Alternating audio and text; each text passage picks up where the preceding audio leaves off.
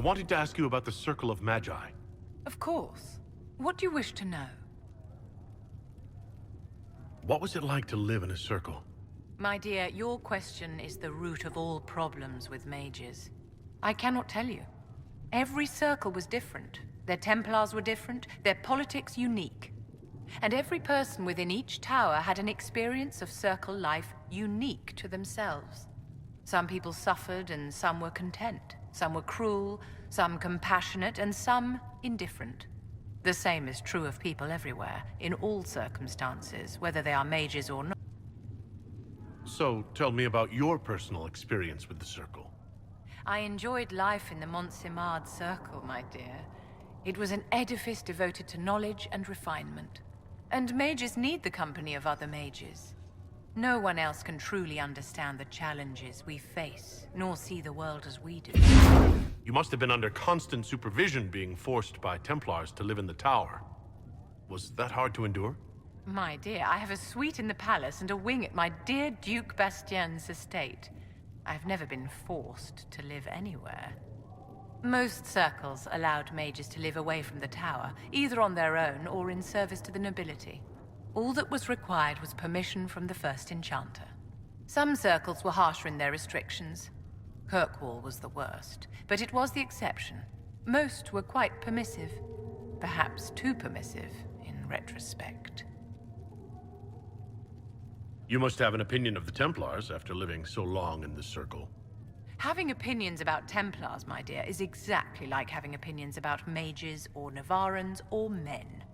I have known some who were impossible to endure and some who were utterly charming. I have suffered insults at the hands of those in the armor, but no more than I endured from nobles or tradesmen in Val Royaux. Personally, I have found the Templars a useful tool, skilled at keeping more unpleasant elements at bay. Did they have cause to rebel? In the aftermath of their terrorist attacks? Was that really the most opportune time to break away?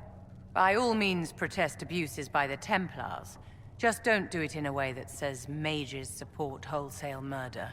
By voting when they did, my colleagues all but declared war upon the ordinary people of Thedas. A war in which we are outnumbered 100 to 1. It is good that you salvaged as many Templars as you did, my dear.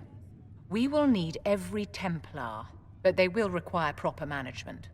We also need to increase our lyrium supplies considerably. The Chantry may still have stockpiles we can use.